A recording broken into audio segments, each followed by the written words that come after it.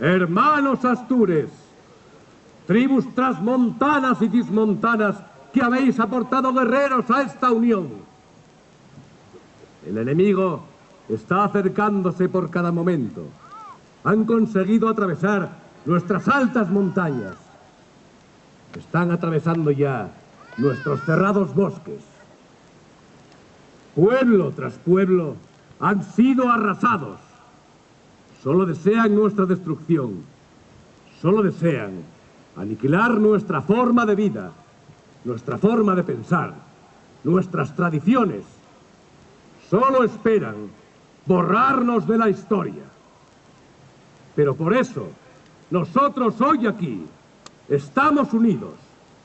Desde las más lejanas tribus, venidas de Cartago, de Irlanda, hasta las más cercanas, ya sean astorganas o pertenecientes a las Asturias trismontanas.